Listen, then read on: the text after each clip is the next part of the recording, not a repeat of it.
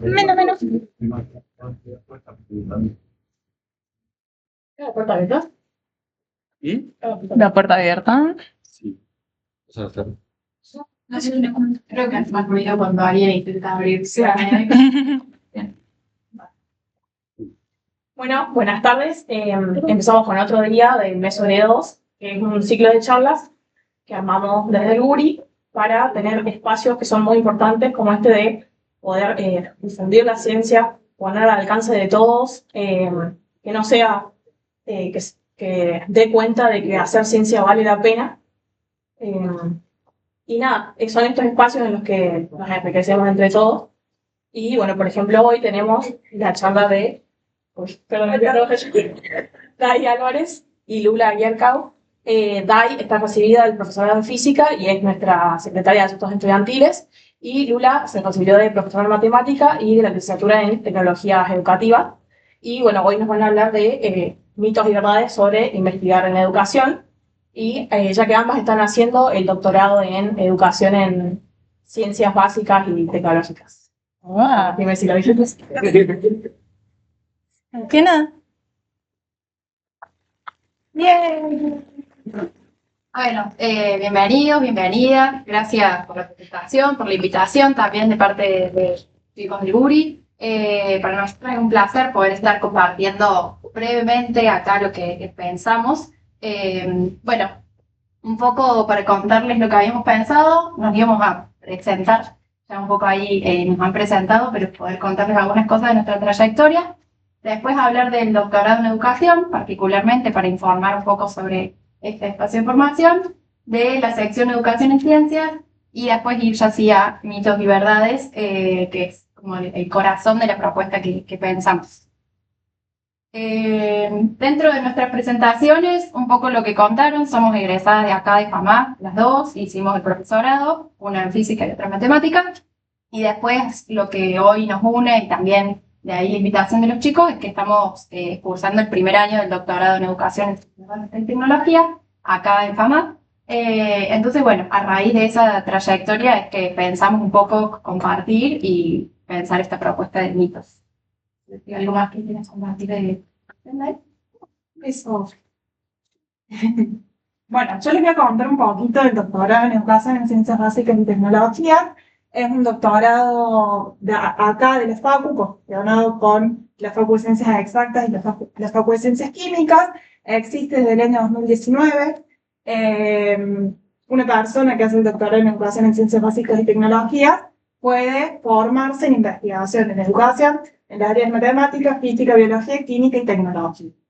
Si bien existe desde el 2019, es el resultado de un montón de laburo previo y un montón de personas que hicieron posible que este doctorado exista, que podamos formarnos específicamente en educación. Hay un montón de docentes egresados que hicieron doctorados en física y en matemática enfocados en educación. Así que eso, acá si están en este QR, van a poder encontrar info del doctorado en la página del Facu.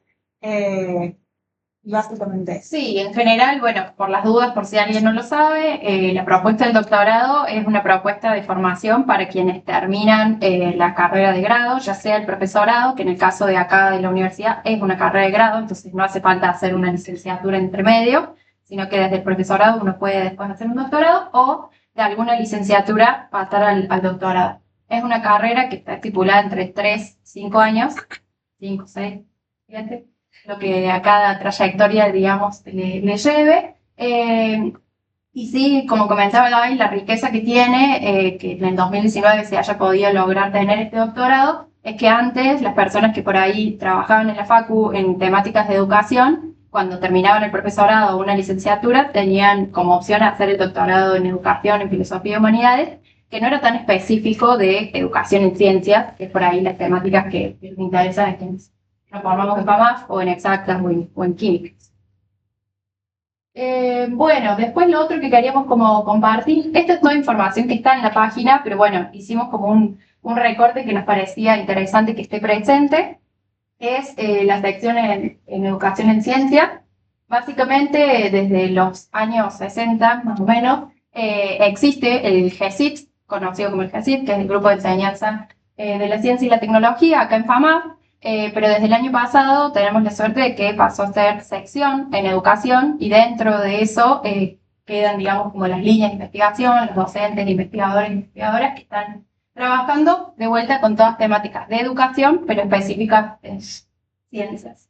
Y actualmente las dos espacios que están formalizados son el GESIT Matemática, digamos, que está conformado en general por profes y docentes, investigadores que conocen o que han visto, que dictan las materias de profesor de matemática, y el GESIT de Física, que está conformado, tenemos a Laura presente, que está en el GESIT Física. Compartirles un poco algunas líneas de investigación. Para quienes no saben, las líneas de investigación son en general como las grandes temáticas que estos grupos están abordando, y que cuando uno por ahí quiere hacer un doctorado, está bueno saber qué temas se trabajan para poder después ir y decir, bueno, quiero hacer un doctorado, con quién lo hago, sobre qué temáticas, y poder ir construyendo ahí el tema de tesis, el tema problema de investigación. Esas son 4 de las líneas de investigación que actualmente tiene el GESIT de Educación Matemática, y que si hay estudiantes ahora del profesorado de matemática, verán que tiene mucho que ver con lo que se ve en las materias de didáctica y de MIPE.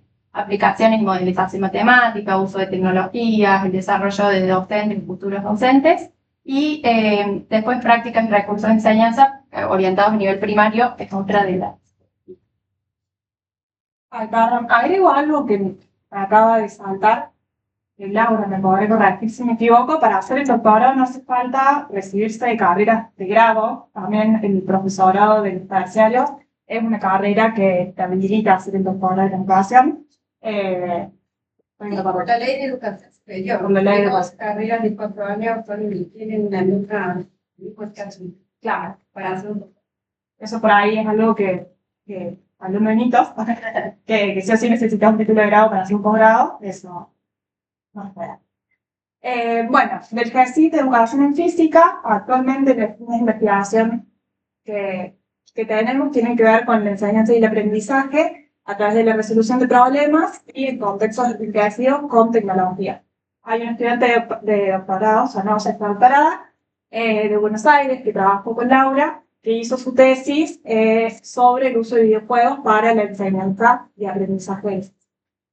Y actualmente la línea de investigación que estamos trabajando más intensamente tiene que ver con la investigación basada en el diseño, que ya les vamos a contar un poquito más de esto, pero básicamente la investigación basada en el diseño es un tipo de investigación a acción que tiene por objetivo producir un objeto final, que son las secuencias de enseñanza-aprendizaje, que se espera que se puedan aplicar directamente en las aulas.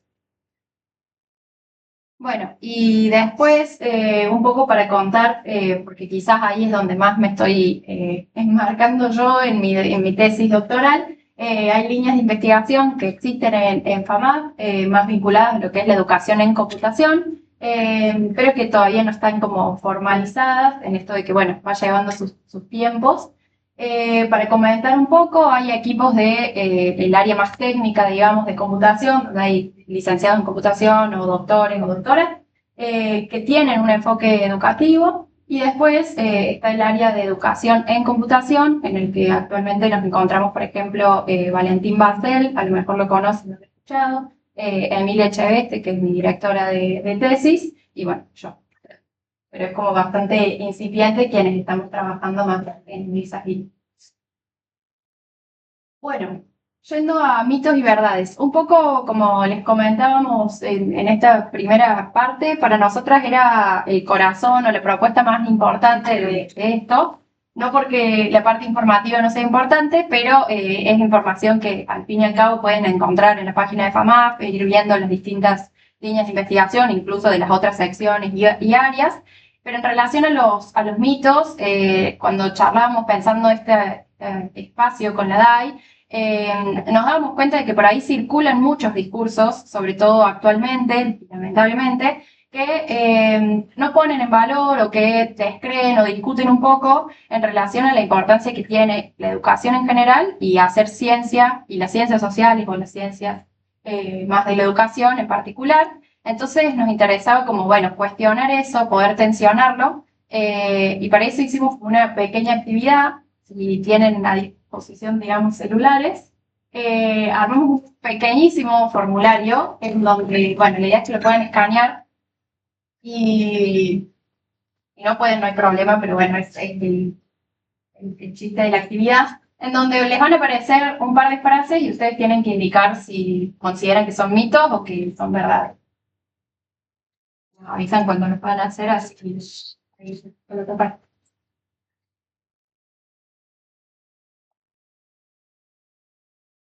Ya. Para que esté actual sexy. La última.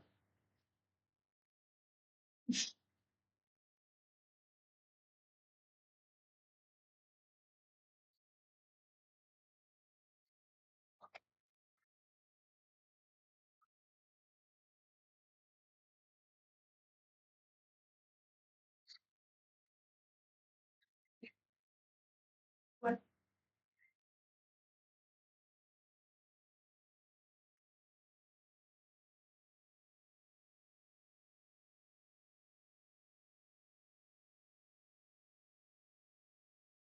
¿Dónde respuestas? ¿pudieron contestar?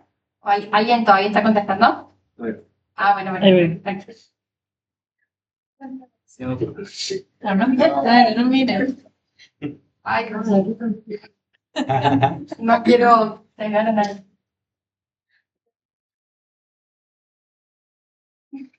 No se ve nada ahora. Sí,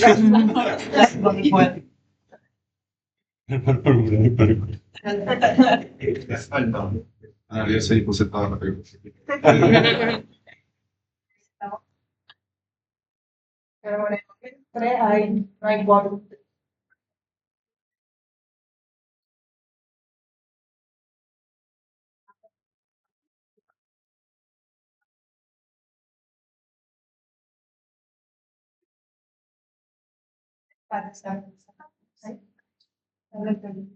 No sabía esta herramienta, me parece muy linda.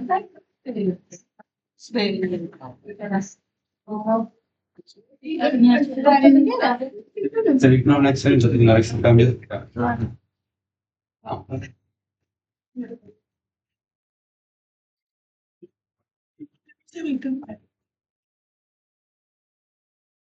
Pues, el primero dice, para enseñar bien alcanza con saber muy bien el contenido. Por ahí primero, una de las cosas que tenemos pensado con Lula es preguntarle si alguna vez habían escuchado esta frase o solo nosotros las hemos escuchado. La primera sí. La primera sí, el de contexto. ¿Cómo? La de la izquierda sí. La de la izquierda sí, la de para enseñar muy bien, para enseñar bien alcanza con saber muy bien el contenido. Sí. Ok, ¿cómo en qué contextos? ¿En la escuela secundaria, de mamá? Lo escuché un montón en el secundario que hice yo, en el secundario técnico, de donde muchos docentes que teníamos no eran profesores, sino que eran profesionales de alguna área profesional que veíamos. Y era como que preguntábamos, papá, bueno, ¿pero por qué estás dando clases? Y yo, no, porque yo sé mucho de esto, entonces me dijeron, bueno, vení y explicalo. Era como algo de pedagogía, ¿sabes? Bueno, yo soy ingeniero eléctrico, como, bueno, buenísimo por vos, pero... Y sí, repetían mucho eso. Bueno, pero yo ya sé, así que se lo cuento. También hay que por ahí el decir no me animo a dar clases de tal cosa, pero si sabes de ese tema, bueno, es el tema, no sé cómo dar clases de eso.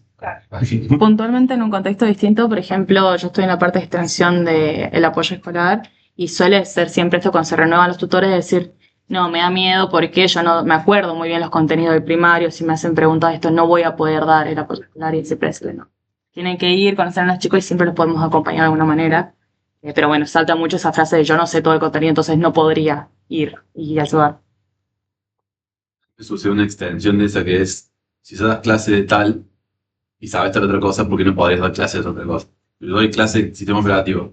Bueno, entonces podés dar de programación cuánto. No, porque yo sé dar clase de sistema operativo, no de programación. Y capaz no tiene que ver con el contenido, capaz sabes el contenido de las dos materias, pero Sí. capaz sabes cómo enseñar una y no la Claro, mi otra. clase es para una cosa, no para la otra. Claro, por eso tenemos dos profesoras distintas, de dos didácticas distintas. No tenemos la misma didáctica de física que de la matemática, nunca más. Porque un poco lo que pretenden esas materias es que que aprendamos un poco sobre cómo enseñar el contenido que aprendimos antes. ¿Alguna de las otras frases la han escuchado o son solo voces en nuestra cabeza? Claro, no solo con Lula. Yo sé, tenía, creo, el prejuicio con la segunda, que es la investigación de educación tiene un impacto en las aulas, que era como que, ¿de qué va a venir una catedrática que escribió un libro que hace años que no toca un aula a decirme a mí cómo dar una clase, si hace 20 años que no da clase y teoriza sobre otras cosas? Y no, digamos, en los doctorados no están esas señoras, por ejemplo, están ustedes dos. Capaz que hay señoras o señores que sí, pero es malo igual de decirlo en femenino también muy sexista de mi parte. Pero a veces, por lo menos me pasa a veces, digamos, decir, ¿por qué alguien que investiga, que a veces por ejemplo solamente está sentado en un escritorio y hace un libro, dice algo sobre educar, si no va a un aula, si no tiene un recreo con un aula que no tiene ventiladores en verano, y con 30 chicos que capaz que no desayunaron, está. Eso es mi opinión. A mí me surge pensar un poco en la tercera que dice la investigación en educación es muy subjetiva.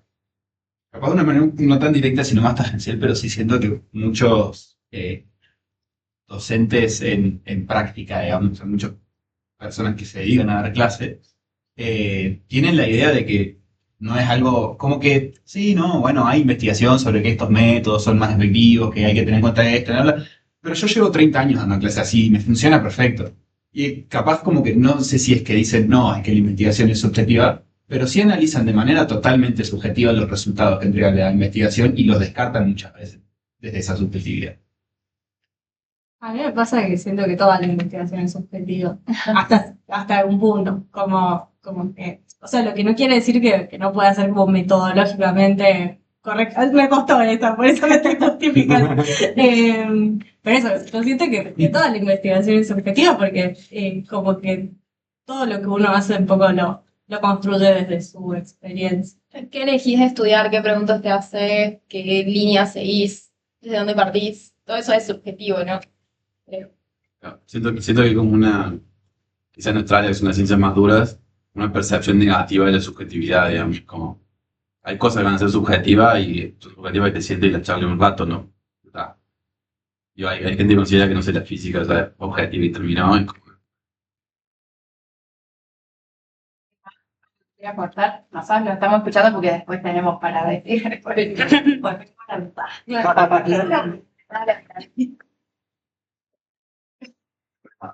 En el último me confundí, lo entendí dos revés. Y me escuché a Marcia que dijo, ¿por qué hay un botón distinto? Yo lo puse no te digo,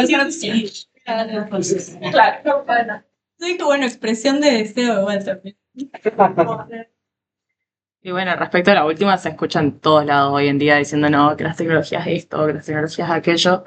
Y puntualmente dando particular también la otra vez, me dijo, ay, sí, porque la otra vez, el gráfico que me dio ChatGPT como que no coincide, siempre quiere que me equivoque. No entendiendo lo que vos le estás queriendo que te diga. Bueno, gracias por tu participación porque, bueno, un poco lo que decía la edad y nos gustaba poder saber si esto era como un poco compartido, al menos de personas que están interesadas en estas temáticas. Un poco ahora la idea es pasar en esto que llamamos como solamente pistas para pensar, porque no hay tal verdad o no hay la verdad y la milanesa para decir, pero sí algunas cosas asociadas y que un poco se van a ir enriqueciendo con lo que ustedes recién fueron aportando. Para ir pensando estas frases e irlas un poco desmitificando, aquellas que consideramos que sí son mitos y por qué, un poco compartirles, y aquellas que consideramos que sí son ciertas, porque tenemos algunas de esas que están ahí que no son mitos para nosotros, sino que son ciertas, bueno, también poder ir compartiendo. Cabe aclarar que esto como que intentamos que un poco ponga en valor a la investigación en educación, esto que decíamos, que no esté asociada a algo que por ser subjetivo puede no ser valioso o potente o necesario. Y también fuimos trabajando desde nuestra pequeña experiencia y los textos que ya hemos leído en algunas materias o en algunos puntos que hicimos, que tampoco es nada cerrado ni definitivo. Bueno, es para tenerlo en cuenta. No, y que de hecho también en esta armar la charla con Lula y compartir por ahí algunas lecturas, como nos encontramos que habíamos leído cosas muy parecidas, pero por ahí Lula había leído algo que, no sé, aportaba algo más a lo que yo había leído. Y era como, está buenísimo también eso porque nada, enriquece un montón y nada, Totalmente. Bueno, en relación a esa primera frase de para enseñar bien, alcanza con saber muy bien el contenido, bueno, un poco ahí recién Dai spoileaba con esto de que si alcanzara o si fuera suficiente no serían necesarios los profesorados, o sea, alcanzaría con que las personas por ahí tengan una formación del contenido y nada más. Cuando charlamos y compartíamos con Dai contaba lo voy a leer porque no me voy a acordar el nombre, sino Schulman. ¿Querés contar algo de ahí? Bueno, otra cosa que tratamos de hacer en esta parte, por ahí, algunas pistas para pensar estas frases, es como tratar de recurrir a autores, como tratar de no ponernos nosotras a decir cosas que nosotras pensamos, sino como pararnos en algún marco teórico y a partir de ahí, como tratar de desarrollar algunas ideas, porque de vuelta, si bien hay un montón de cosas que tienen que ver con nuestras subjetividades y que por ahí las preguntas que nos hacemos tienen que ver con qué cosas nos interesan, también hay un trabajo previo de ver un estado del arte, de cómo están las cosas, y no empezar a descubrir la pólvora cada vez, sino como tratar de partir de lo que ya está. Y en ese sentido hay un autor que es Schulman, que es un autor viejo, de hace varios años, que Schulman plantea que para que la formación docente sea completa, necesita como incorporar diversos factores. Por un lado, por supuesto, está el conocimiento del contenido en sí, para que quieran hacer profe de física, tienen que saber física, pero no, también como para no decir que una cosa es más valiosa que la otra. Un profe que no sabe física, un profe que no sabe matemática, tiene que fortalecer esa parte. Pero no alcanza con conocer solo el contenido, sino que también tiene que saber cómo aprenden los estudiantes, cómo enseñar ese contenido y otras cosas que Lula va a completar. Bueno, cuando charlamos ahí con Dai pensábamos respecto a eso, Dai se acordaba de ese autor y yo le decía que habíamos trabajado en cuestiones más vinculadas a la tecnología, este modelo que es TPACK por las siglas en inglés. Después les podemos compartir el PowerPoint a los chicos y lo pueden como leer más en detalle la cita y todo, pero que básicamente plantea con un hermoso diagrama de Venn esta misma idea de que para poder tener buenas prácticas de enseñanza, a lo que aspira también la investigación en educación, a ir mejorando esas prácticas, no solamente tenemos que tener conocimiento del contenido, ni conocimiento pedagógico, ni conocimiento tecnológico, digamos, en ese de pensar la enseñanza mediada por tecnología, sino estar como ubicados en la intersección de eso, o sea, en tener como una buena combinación. Cosa que no es para nada fácil, cosa que se enriquece, como decían recién, con la práctica y con la experiencia, pero también con una formación de base, digamos. Uno no puede solamente ir a prueba y error por ahí.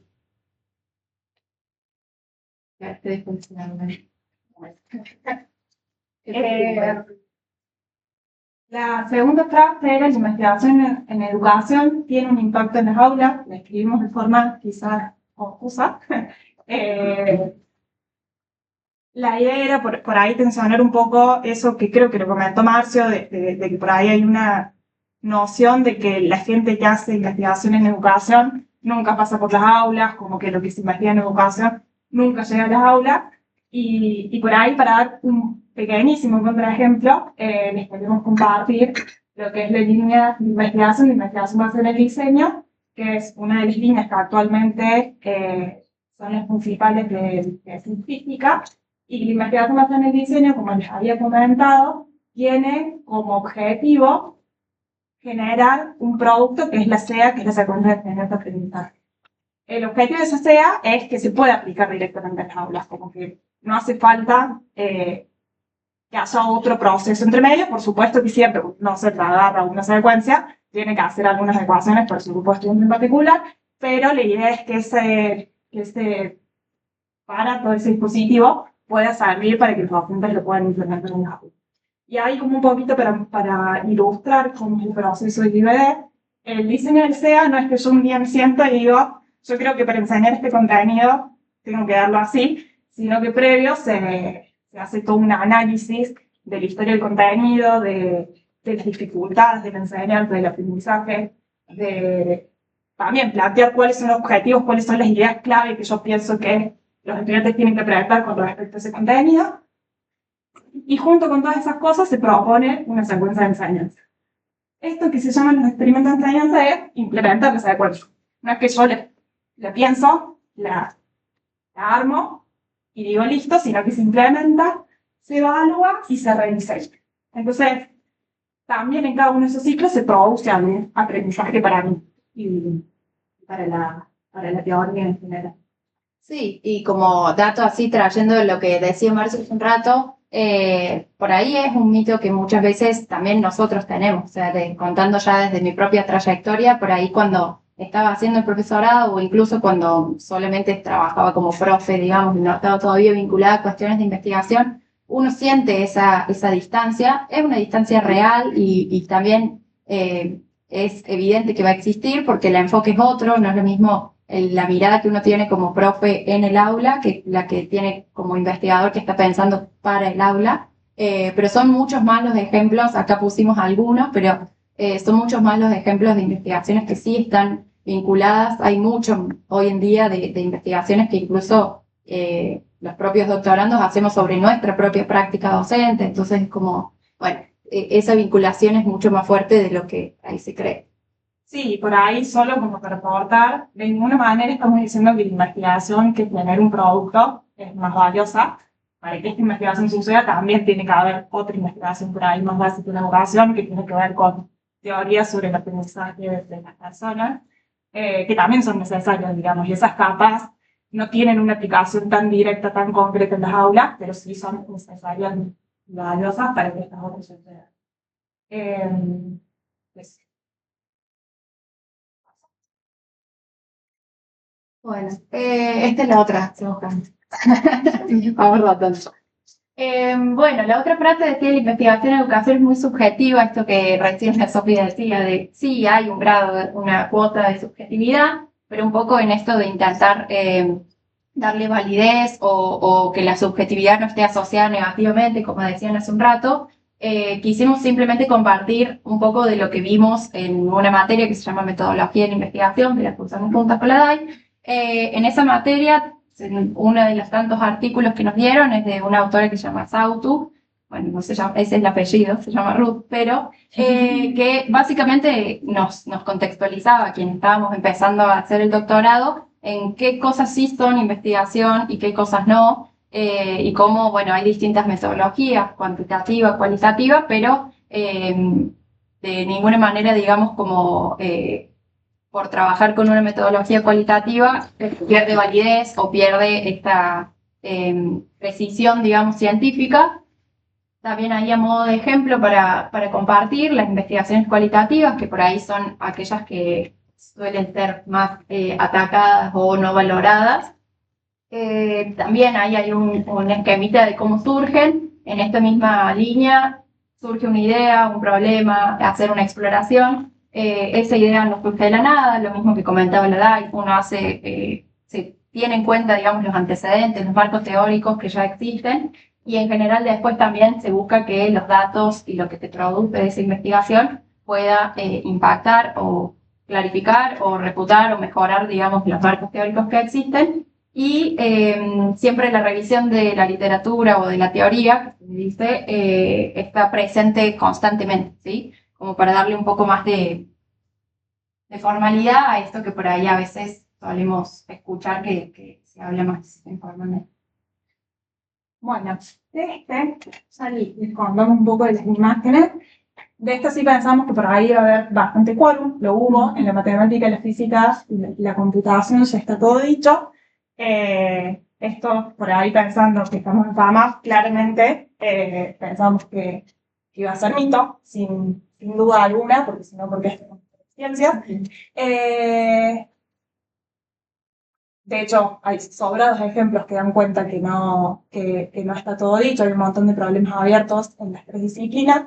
Acá un poco la idea de poner a estas tres personas es porque pensamos que de alguna manera sus trayectorias personales ilustran un poco lo que queríamos por ahí poner en tensión al poner este mito acá. Por un lado, Planck está acá de manera muy relacionada a lo que dice la frase, porque hay una anécdota bastante conocida de Planck. Todo el mundo sabe quién es Planck, ¿no? ¿Alguien no sabe quién es Planck? No, bueno, Planck es un físico muy conocido, que de hecho se lo considera como uno de los padres de la cuántica. Y Planck, hay una anécdota que dice que en teoría lo dijo él, que cuando estaba viendo qué estudiar, él quería estudiar física y habló con un profe y ese profesor le dijo como, che, no estudies física, como el física ya está todo hecho, como no te vayas ahí. Y bueno, nada, el chabón decidió ir a estudiar física y bueno, todo lo que pasó después. Y después un poco lo que queríamos como representar acá con Ada y Mariam, no voy a decir sus apellidos porque no los sé pronunciar en ninguno de los dos. Ada, ¿saben quién es? Tampoco, ¿no? Me suena mucho el nombre, pero no sé quién. ¿Nadie? ¿Quién? Yo no, pero no voy a hablar. ¿Quién es? O sea, la otra vez fue la jornada Ada Lovelace y tengo entendido que es una computóloga que inventó, no sé si... bueno, no voy a inventar qué inventó, pero inventó algo muy importante para la computación. Claro, en muchos lugares se dice que Ada es como la primera programadora. Yo tampoco voy a decir mucho al respecto porque tampoco sé mucho de compu, entonces ahí a mí me da como un poco de miedo. Pero bueno, tanto Ada como Mariam son mujeres que decidieron meterse en lugares por ahí hostiles, sobre todo en las épocas que vivieron. Mariam es una matemática, es la única mujer ganadora de la medalla Fields. Y nada, y en algún sentido, si bien no tiene que ver tanto con esta frase de arriba, creemos que un poco son personas que abrieron caminos, que derribaron por ahí algunas barreras, mitos, cosas que las mujeres no tienen que involucrarse en las estas disciplinas o que no sirven para estas cosas. Son personas que hoy las conocemos porque aportaron un montón, hicieron un montón de cosas y nada, en particular en la enseñanza, creemos que es valioso por ahí tener en cuenta a estas personalidades o estas personas en la historia, porque también muestran una imagen de la ciencia que por ahí no es la imagen que vemos en la secundaria. Por ahí en la secundaria nos muestran a la física, a la matemática, algo que ya está acabado, que lo hacen los varones. Entonces, nada, nos parece que por ahí era algo que aportaba. Bueno, y la última frase que aparecía decía, las tecnologías no van a reemplazar a los docentes, ahí también que marcado el no para que no se confundan. Bueno, para nosotros esta es una verdad, digamos, por más de que en las ciencias sociales no hablemos de verdades. Pusimos ahí esta frase a modo, digamos, anecdótico de Paulo Freire, que es un educador brasilero, que habla de que enseñar no es transferir conocimiento.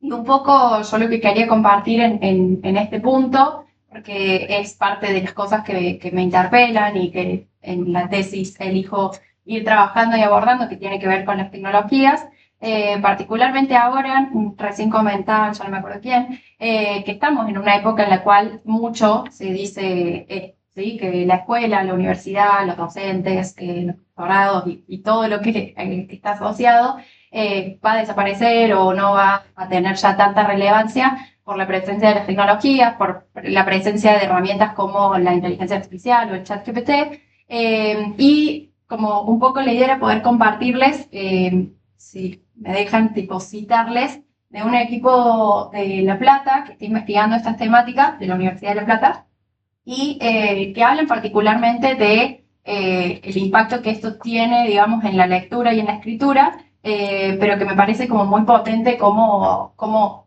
permiten pensar la importancia de la educación y de la universidad también, digamos, como espacio educativo. Ellos dicen, bueno, que herramientas como el ChatGPT ofrecen soluciones inmediatas, ofertan creatividad, ideas, generan textos complejos en cuestión de segundos.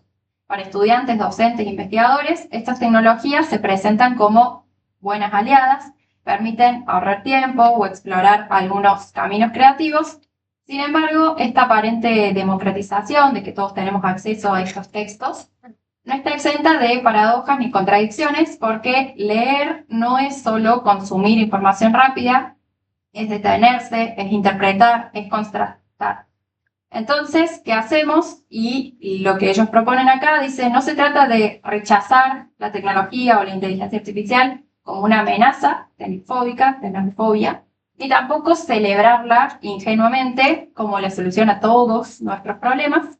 El verdadero desafío es integrarlas de manera crítica, ética y situada, ¿sí? En esta idea de que, bueno, enseñar no es transmitir saberes, es también poder como cultivar una forma de pensar, una forma de tener un pensamiento crítico, ¿sí? De compartir con otros, de hacer las cosas un poco más situadas y más pausadas, digamos, y dar lugar a la duda, a la inquietud, a la curiosidad, como decíamos, con estas personas que por curiosas fueron modificando algunas cosas en la ciencia o en el mundo. Y bueno, creo que con eso más o menos estamos. Pasamos a las preguntas, sí, las hay. Gracias.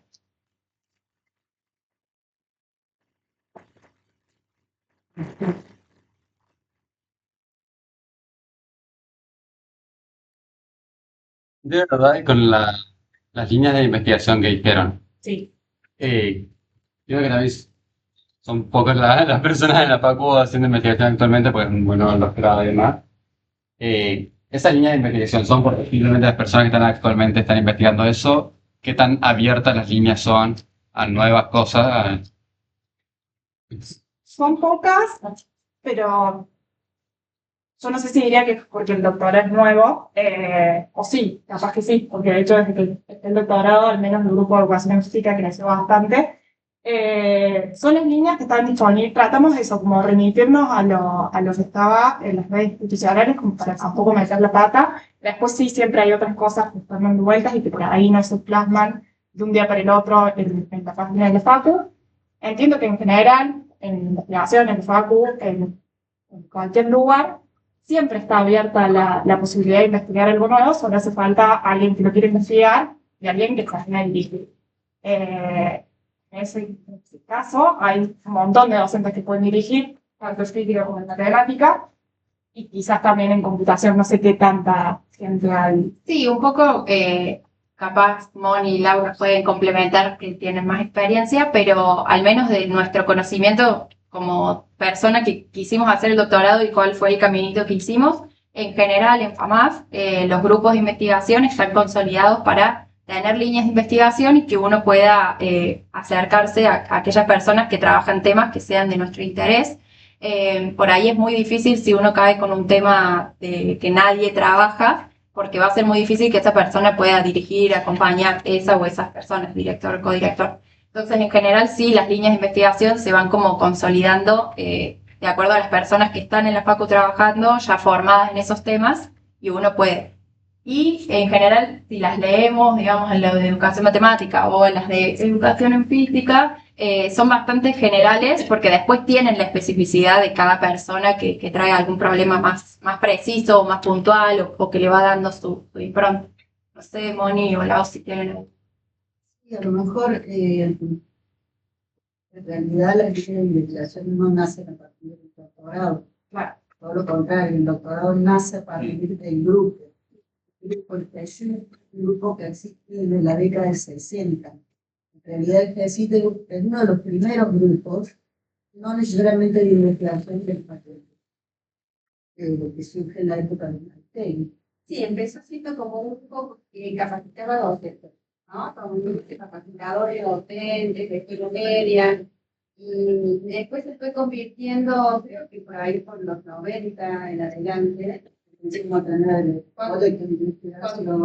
cuando comenzaron a doctorarse las primeras personas que estaban en el grupo en enseñanza matemática, enseñanza de la física, y esas personas se empezaron a doctorar en los 90 y empezaron a dirigir a otras personas. Ahí se convirtió más, me parece, empezó a convertirse en un grupo de investigación. La línea de resolución de problemas, por ejemplo, la inicia Zulma Gozo, que fue mi directora, ella está jubilada hace un montón de tiempo, pero sin embargo fuimos agregando cosas. Por ejemplo, bueno, yo mi tesis de resolución de problemas, pero después sí, el uso de las simulaciones en los videojuegos no, eran personas que tenían interés en esas cuestiones y que, bueno, como que hicimos entrar, digamos, dentro de la línea de resolución de problemas, usando simulaciones, usando videojuegos, qué sé yo qué.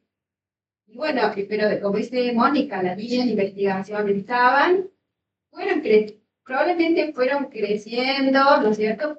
Fueron grupos enriqueciendo y fueron ingresando personas con distintas, sí,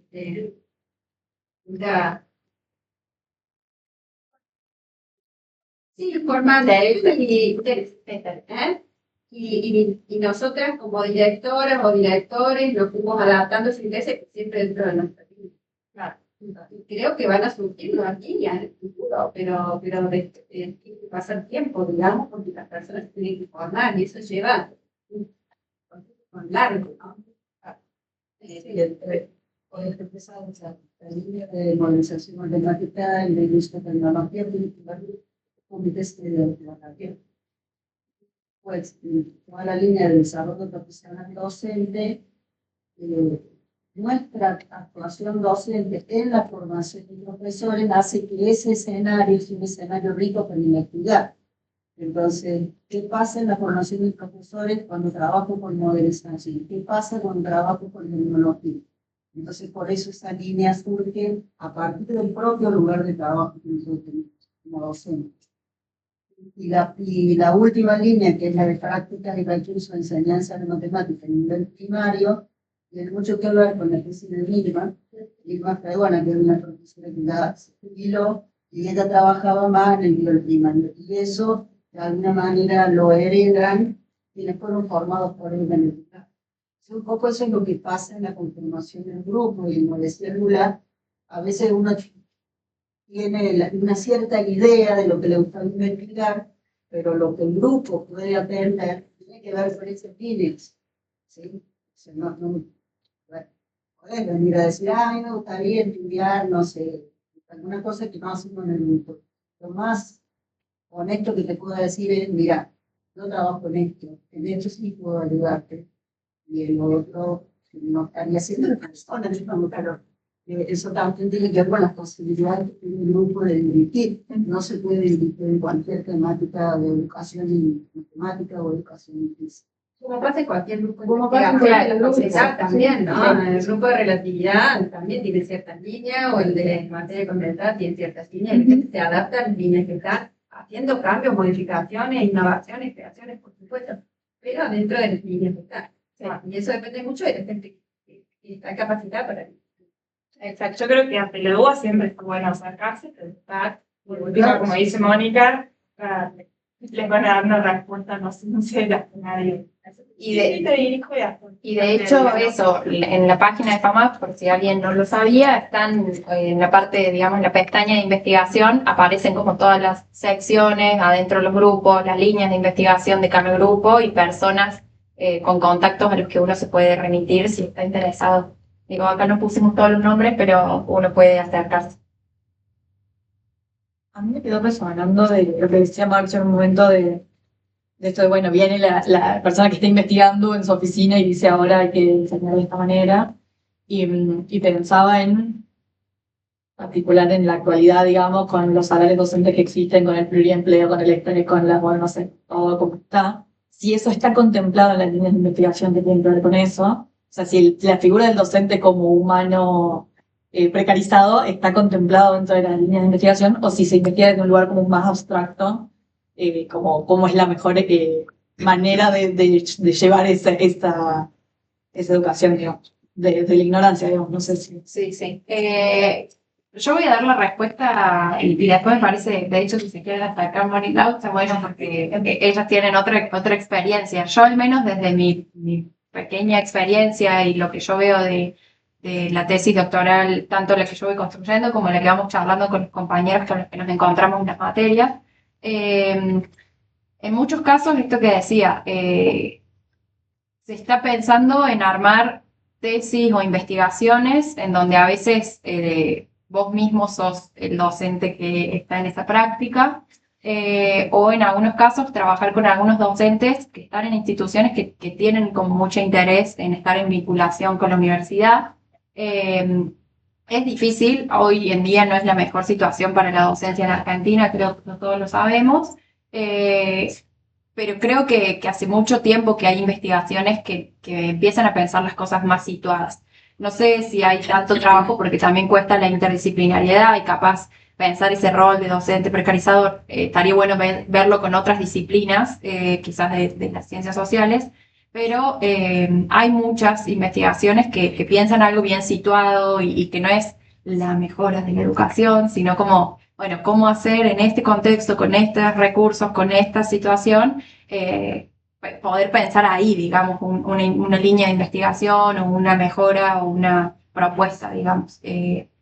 No sé si hay tantas investigaciones, al menos de las que vamos conociendo acá en la Facu, no sé en otro lado, pero al menos las que están acá en la Facu que se van generando, que pretendan hacerlo para un contexto como tal.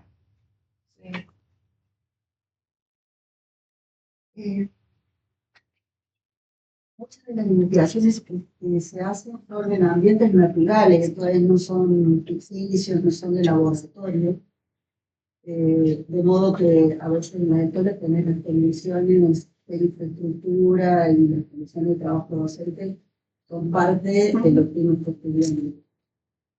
Pero al mismo tiempo, a veces está bueno investigar sobre lo que no hay en la escuela, porque eso te permite, por ejemplo, decir, en las escuelas no hay una enseñanza de matemática iluminada o implementada en lo que se llama la educación matemática crítica, por ejemplo. No hay, en general, en la escuela. Está muy bueno investigar sobre eso para decir, bueno, podemos generar esta propuesta para que en la escuela se trabaje la matemática de una manera amplia. Es decir, no es solamente investigar sobre lo que hay, sino sobre lo que no hay y poder llegar. En términos de una mirada más utópica en la educación, ese tipo de investigaciones también hace falta. Pero al mismo tiempo, de escuchar que se pregunte, digo, bueno, es lo mismo que si un físico dice, no me proyecto porque no tengo el laboratorio, no tengo todas las condiciones y infraestructura para hacer. Y eso no tiene que ser la investigación. A lo mejor buscando ayuda de poder irte a hacer una parte experimental de tu trabajo en otra universidad. Entonces, en educación también, ¿no? A veces uno investiga sobre lo que no hay, pero lo que estaría que hubiera. Sí, eso estoy re segura que existe y me parece que es súper valioso. Capaz entendió que decía como, bueno, eso no. Mi pregunta es si también había investigaciones hacia el otro lado de decir, bueno, cómo este docente, que capaz suena mal, porque decir, como, bueno, cómo hace para que sea más fácil la clase y que pueda ir a dar 40 horas de clase, digamos. Es raro decir cómo le simplificamos la vida, ¿no? Pero al mismo tiempo, siento que es también una investigación necesaria. Mi pregunta era saber si existían también ese tipo de investigaciones. Me parece que es un tema de investigación. Sí, un tema de política educativa. Claro, yo creo que es como una tensión permanente en todas las investigaciones. No sé, siempre cuando empezás se menciona esa problemática y hay una sobrada cantidad de artículos que hablan sobre eso. Volviendo, si hay, al menos en la investigación basada en diseño, que es una de las líneas que se trabaja en clase física, en la metodología sí prevé que haya una etapa de implementación, y esa implementación es ir a un aula real, con un docente real, con estudiantes reales, implementarlo y ver qué pasa, digamos. Y en general se trata de que sean en distintas escuelas, con distintos docentes. Si hay algo ahí que todavía hay que estudiar al respecto sobre cómo capacitar al docente para implementar la secuencia que otra persona diseña, porque también ahí hay algo que por ahí no lo mencionamos como porque queremos llegar a algo concreto. Hay que hacer un trabajo con el docente para que implemente algo que diseñe otra persona, digamos, y que siga los objetivos que la persona que lo diseñó pensó para esa secuencia, porque siempre en el aula hay decisiones que toma el docente que no están explícitas en en el diseño. Pero sí hay investigación nada, que va a las aulas, se implementa y los resultados están situados, ¿no? No es que yo digo esto funciona y funciona para todo el mundo, sino que esto se da cuenta cuando lo implementé en estos colegios con estos estudiantes de esta situación socioeconómica, más o menos tuvo estos resultados que se medirán con algunos parámetros. Pero sí, yo creo que sí hay. Tenía medio que pregunta, pero conectada. Mi abuela se me ocurrió ahora otra con la que dijiste ahora. Primero esto de tema de cómo llevar a la implementación quizás de ciertas investigaciones, ciertos descubrimientos que se ven en investigaciones al caso real, ¿no? De formación docente, de capacitación del docente, de estas cuestiones. Porque, ¿qué pasa? Me pasó a mí, por ejemplo, este año que estoy cursando la didáctica, ¿no? Muchas cosas que vamos viendo a lo largo de la materia con respecto a ciertas prácticas que tienen cierto fundamento, que tienen mucho fundamento, y muchas prácticas que tienen fundamento, es decir, esto no tiene sentido hacerlo dentro del aula, y sin embargo yo recuerdo a lo largo de mi trayecto formativo desde niño hasta ahora, que las he vivido. De cosas como profesores que entran al aula marchando como si fueran un sargento y se van a quedar con todo lo que nosotros aprendemos que es productivo para un aprendizaje real.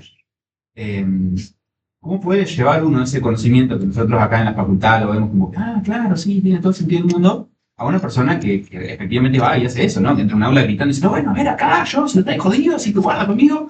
¿Cómo hacemos nosotros para llevar ese conocimiento a aplicación real de una persona que tiene que, quizás por llamar de una manera, métodos pedagógicos no deseables? ¿Es cierto? Pero por otro lado, también, aquí va mi segunda pregunta, esto que hacen ustedes en cuanto a investigación, hacen diseño y todo eso, es que tiene una parte de implementación, ¿no? En una aula real y todo esto. ¿En qué contexto se hace en lo que hacen específicamente en educación física, si se hace más en contextos universitarios, terciarios, secundarios, primarios y todo esto? Si se hacen todos, si se hace solo en algunos, ¿cómo funciona eso también? Esa pregunta más capaz de metodológico. Yo digo que vamos con la segunda, porque la primera no sé si tiene respuesta.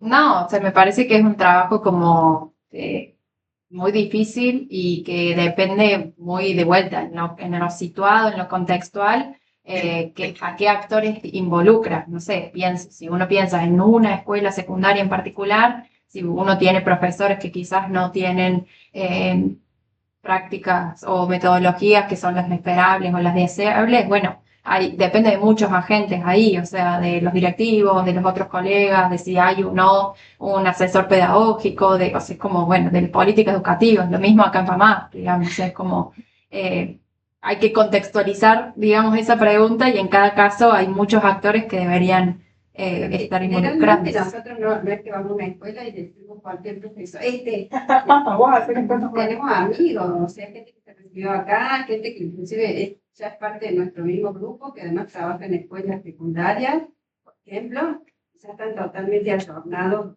a un montón de cosas. No vamos a implementar una secuencia en cualquier curso con cualquier docente. Eso nunca ocurre. Generalmente, en nuestro caso, por ejemplo, son los mismos docentes de nuestro grupo quienes facilitan sus aulas para hacer este estudio. Por ejemplo, va a hacer una implementación en el Simón Bolívar, que es el instituto terciario, en el aula de Luciano, que es profesor de la materia de Simón Bolívar.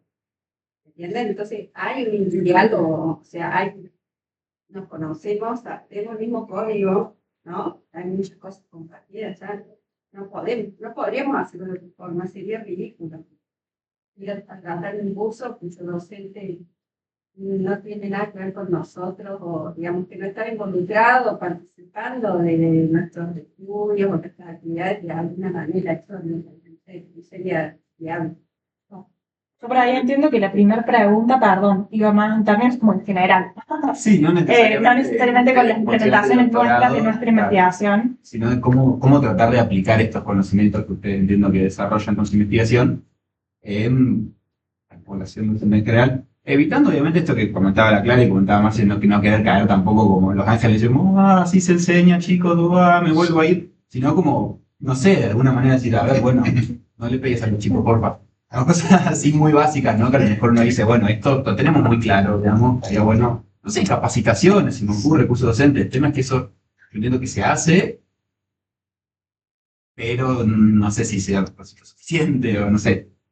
Claro, yo creo que, perdón, La cuestión de escalar, digamos, el resultado positivo que se puede tener en la investigación hacia el conjunto de la docencia, se puede hacer, como vos decís, a partir de talleres de formación, de dicen un camino, talleres y eso era muy importante, que los propios vinieran al patio, pero al mismo tiempo también nos acompañábamos a esto en el aula. Es decir, tenemos esta idea de cómo trabajar con la tecnología, pero también te ofrecemos ir a la escuela con vos y acompañarte en el aula, que no ese modelo de formación de ida y vuelta, de colocar al profesor en, bueno, vamos a estar acompañándote, decinos qué es lo que te gustaría hacer, qué es lo que te animan a hacer y acompañarlo. Ese es un modelo de formación. Más horizontal. Como más horizontal, que no es un modelo que lo va a aplicar el Ministerio de Educación de la provincia, porque no puede llegar a todos los docentes, que es lo que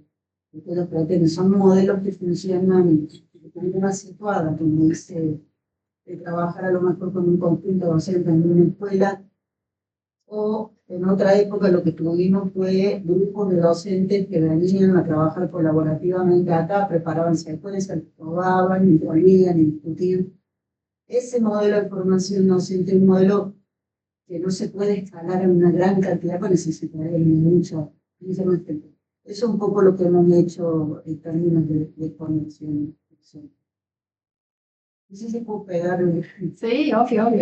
agarrar el ómnibus para una de las afirmaciones que ustedes hicieron ahí, que decía las tecnologías no van a reemplazar a los docentes. Y entonces yo me pregunté a qué docentes. Porque hay docentes que en la línea de lo que decían, ¿no? ¿Cuál es tu nombre? Matías. Matías, podrían ser. Que tengan cuidado, claro. Porque si mi clase es venir, empezar a copiar en el pizarrón lo que está escrito en el libro, y capaz que si tengo el video y lo puedo ir parando cada vez que tengo una duda, es mejor. Entonces, hay que ver a qué docente me da en casa, porque hay algunos docentes que había bueno que esto reemplace lo primero.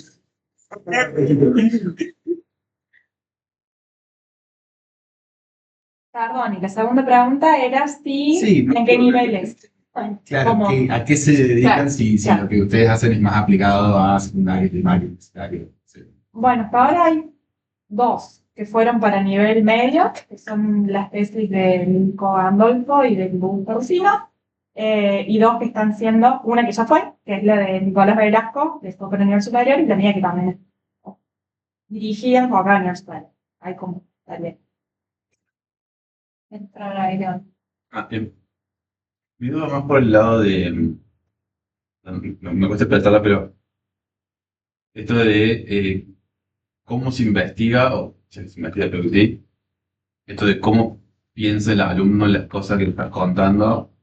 O sea, yo no tengo formación formal en pedagogía, sino que le dicen maltumo. Y como que se empieza a salir este instinto de decir, mira, si yo te cuento como esta historia, es más fácil que lo entiendas. Si yo simplemente te doy el texto seco, no vas a entender nada. Entonces, como que de alguna forma vos estás en vivo razonando sobre si me están siguiendo, si no me están siguiendo. Si yo les contesto primero, les va a servir más para que les pueda contestar después. Lo que pasa es que yo también un poco esto de, hay profes que se pueden reemplazar con tecnología, profes que no, como que el rol de uno no es simplemente, bueno, te cuento cosas, sino que bueno, ir diciendo, parece que entendieron esto, ya les puedo contar esta otra. Claro. O si quieren entender esto, tengo que esperar hasta la semana que viene para que madure ese conocimiento con tiempo, como si fuese levadura en un pan, digamos. Y recién ahí yo les puedo contar esta otra cosa. Eso cómo se investiga en pedagogía o capaz muy rara de preguntar. Me costó un poco entender de repreguntar si a lo mejor respondemos algo que no es lo que estabas preguntando. Yo cuando estabas nombrando eso, lo que pienso es más en la didáctica, digamos, que es una materia como súper importante que tenemos en el profesorado, que apunta a ver justamente como cómo enseñar ciertos contenidos. Entonces, eso que vos decías, quienes por ahí no tienen alguna formación en pedagogía y en didáctica especialmente, aprenden prueba y error, viendo, entendió o no entendió, y la misma práctica, pero se puede hacer el camino al revés, digamos, de uno poder tener cierta formación y poder aprender un poco como, bueno, cómo uno hace una secuencia de contenidos, qué cosas dar antes, qué cosas después. Y para mí, de vuelta, siempre es muy, muy situado, muy también conociendo al grupo que uno tiene, porque va cambiando, digamos. Tampoco hay reglas o teoremas generales que sirven para todo. Ahora, ¿cómo estudiar eso? Un poco pensaba en lo que habíamos charlado, que es basándose, digamos, como en el grafiquito, por ejemplo, de la IBD que mostraba Dai, o en eso, ciertos problemas, si uno se hace una pregunta de investigación en la cual sea, bueno, cómo un estudiante entiende o cómo trabajar con, hay que ver marco teórico, antecedentes, poder definir la pregunta, poder definir cómo se va a abordar. Hay estudios que son más teóricos, otros que llevan una propuesta a la práctica. No sé si respondes un poco la pregunta o no. Hay también estudios que son más de tipo psicológico. Si tengo que ver cómo piensa una persona, eso difícilmente lo pueden hacer en un aula completa, sino que tener un panorama de cuál es la secuencia de pensamiento de una persona. Todos son la forma de pensar es difícil de generalizar, a diferencia de una ciencia viva en donde uno busca leyes. En la educación no hay leyes. Y está también muy atravesado la cuestión del aprendizaje por el propio deseo y la intención de la persona. Lo primero que dice la persona es que no quiere aprender, que no tiene la disposición de aprender, no va a aprender. Entonces la gran pregunta para la didáctica es cómo crear escenarios para que la persona se imponga a aprender. Y eso es lo más complejo. Pero esta propiedad de pensamiento, lo que hizo Piaget, por ejemplo, que son todos con entrevistas, no son en audio. Después se toma lo de Piaget y se dice, bueno, estoy usando el cognitivismo en el aula, que Piaget nunca hizo investigación en el aula, siempre fueron entrevistas con niños. Entonces, el esquema este de la investigación cualitativa, que es muy propia de la investigación en educación, vos, Lula, dijiste que eran como muy criticadas.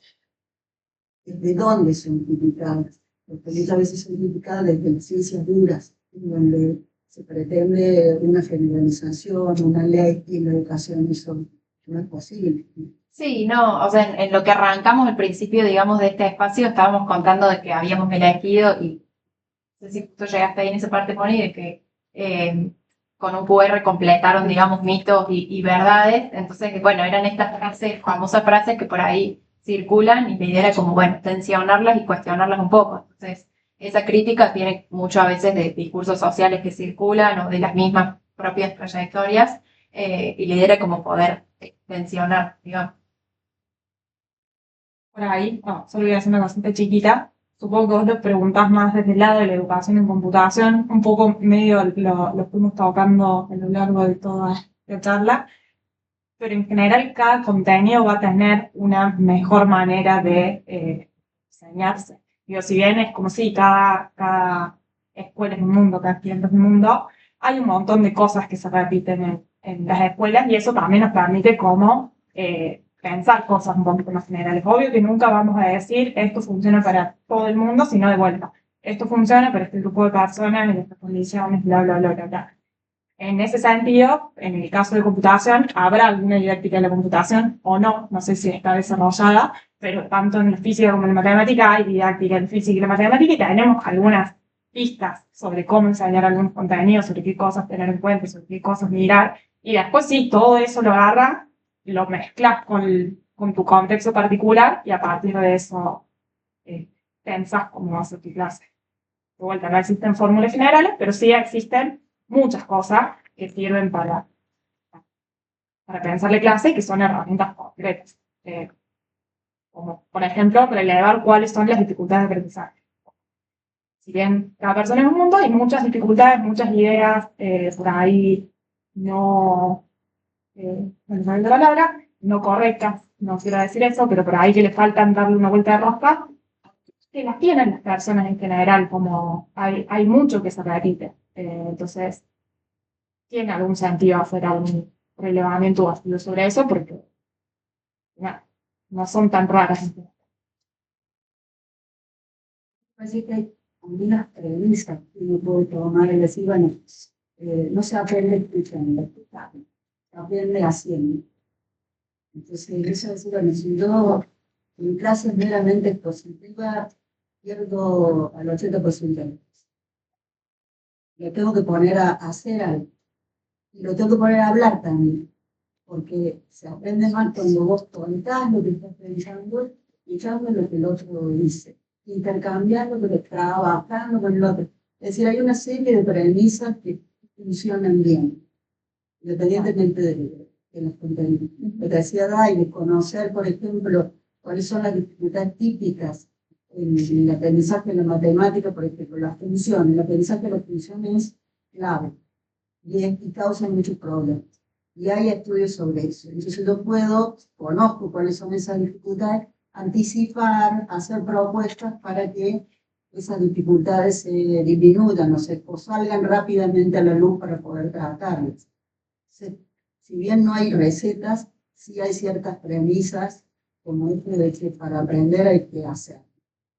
Y no se aprende meramente escuchando. Entonces, eso es una cuestión que, a ver, vale para la escuela secundaria y vale también para el universidad.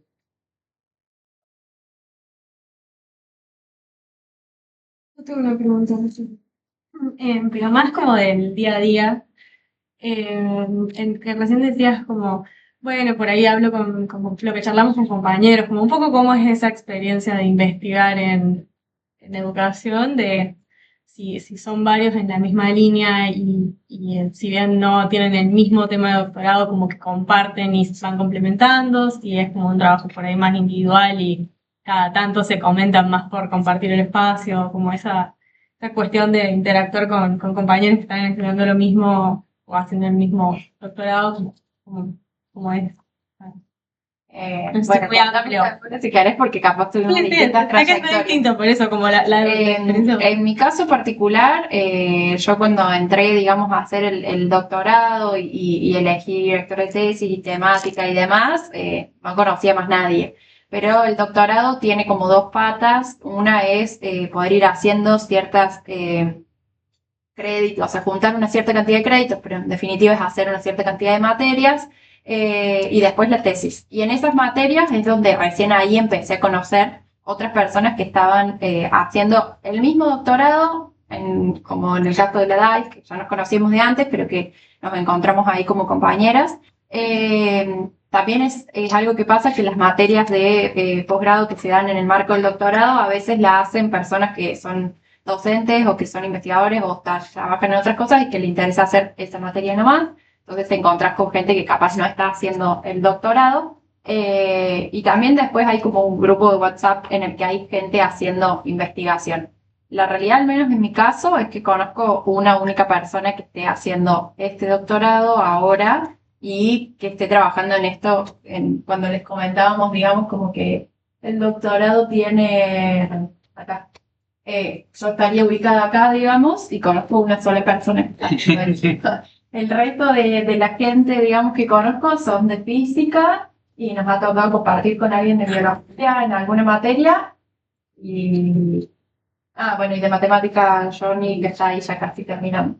Pero esa es mi experiencia. Sí, es un trabajo, digamos, como más colectivo o grupal con quienes te dirigen o estos colegas que están en el equipo de investigación y demás, pero no tanto, en mi caso personal todavía, capaz que no lo descubrí o capaz que muchos de ustedes pueden ser mis próximos compañeros. De educación en tecnología, conozco una sola persona. Bueno, yo creo que tuve suerte, porque sí hay varias personas que hacen educación en física y que hacen cosas bastante parecidas a las que estoy haciendo yo. Entonces, como sí, trabajamos muchos puntos, preparamos cosas para congresos, como que el intercambio y el trabajo casi nunca es sola. Entonces, eso está bueno.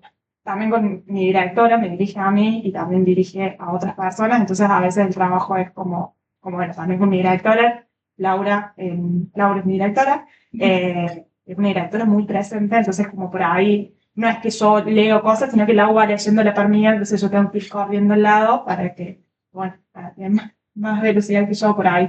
Eh, pero en ese sentido es como bastante compartido. Una pregunta de que, ¿cómo es por ahí la diferencia de trayectoria en el doctorado? Porque para mí mi mirada es muy de, bueno, te recibes el profesorado, haces el doctorado, pero entiendo que hay muchos también que por ahí son o recibidos de licenciatura o de ingeniería que no han tenido las materias esta de didáctica, metodología práctica de enseñanza, que es como las que te hacen ver todos esos autores, todos esos contenidos. ¿Cómo es la diferencia de trayectoria al entrar al doctorado entre esos dos por ahí, perfiles de... O sea, personas que hicieron el profesorado y Sí. personas que no lo hicieron. Ujú. Habría que preguntarle a los que no lo hicieron. Nosotros lo hicimos. No, pero por ahí no están tan relacionadas, o sea, al menos hasta ahora las materias que hice no necesariamente están como tan relacionados lo que viste en el profesorado, porque también de vuelta, el profesorado tiene como perfil de egresado una persona que se va a dedicar a la docencia en primer lugar, y el doctorado es una persona que va a investigar. Entonces, ya en ese enfoque se abordan otros autores y se amplía. Como con cualquier carrera, siento que sí, la trayectoria que tenés un poco habilita ciertas reflexiones o ciertas lecturas o enriquecer lo que ya viste, pero no sé si es un limitante, digamos. Pero no sé. Para nada limitante, de hecho hay el Nico Baudino, licenciado en física, él hizo doctorado en física, si no me equivoco, pero de educación en física, que también eso era algo bastante complicado de hacer, que también un doctorado en física con tema de educación en física, era algo que por ahí costaba. Y que también tenía otros problemas, porque por ahí para acreditar, para cumplir los requisitos del doctorado en física, te pedían requisitos de materia de física y casi nada de educación. Entonces, como por un lado tenía que cumplir requisitos para un doctorado, o sea, como de contenido de física que por ahí no le servía el doctorado, y a la par tenía que hacer otras materias de educación que por ahí no se le reconocían en cuanto a créditos. Yo creo que sí, el profesorado te aporta cosas, como por ejemplo, el segundo año tenemos materias compartidas con la Facu de Filo, que son sujeto del aprendizaje y sistemas educativos, si no me equivoco con los nombres, que por ahí sí entran en el plan de estudios de la carrera, dice otros nombres, porque ahí también hay otra cosa, pero básicamente las materias que cursamos en segundo con Filo son sujeto de aprendizaje y sistemas educativos, que eso es como un pantallazo bastante general de educación y te aporta estas cosas que decía Mónica de teorías del aprendizaje más generales, como por ahí no específicas de la educación física o otras cosas que están buenas y te aportan, por supuesto, pero si no las ves ahí, las puedes ver después. Eso no es limitante. Yo creo, perdón, en mi propia trayectoria, que a mí, haber cursado didáctica me cambió un poco la cabeza de qué es lo que yo entendía como buena enseñanza de la física. Entonces, nada, siento que son cosas que son valiosas. Obvio que cada trayectoria tendrá sus propias cosas que aportan. Y yo quería comentar sobre lo que preguntabas, Tomás. Yo creo que yo fui directora del doctorado de educación en ciencias básicas, entonces veía a las personas que se postulan. Ciertamente alguien que es egresado, sea profesor matemático de física de la Calle Facu, o tiene formación, tiene mejor preparado que un licenciado. Porque toda la formación, al menos desde la didáctica, los posiciona en otro lugar, ¿no? Eso no quiere decir que un licenciado en matemáticas no se pueda postular este doctorado, o física, o sea, se puede postular perfectamente, si se va a pensar en una trayectoria que busque compensar eso. A lo mejor se le dice, bueno, convendría pensar la didáctica, aunque sea una materia de grado, cosa que también se hace en los doctorados en matemática física, ¿no? Entonces, en ese sentido, están habilitados para postularse. Pero yo creo que en nuestro caso los profesores están en mejor posición. De hecho, también del área de biología, el que hizo el profesor de biología está en una mejor posición. Pero también tenemos estudiantes que han sido que son geólogos o ingenieros y que están haciendo muy bien. Sí, por ahí comentar chiquito de esto que decía Moni, que capaz no lo mencionamos porque bueno, dijimos en la página, pero este doctorado es un doctorado que se le dice personalizado, es decir, uno tiene que hacer una cierta cantidad de créditos o materias, pero no hay un plan de estudios rígido, entonces ahí es donde surgen también esas opciones como, bueno, qué materias hacer de acuerdo a mi tema de tesis y la trayectoria que yo tengo, digamos. Que esas son decisiones que por ahí vas haciendo con tus directores, directora, y en la comisión asesora que te evalúa, digamos, que te puede también ir subiendo o orientando.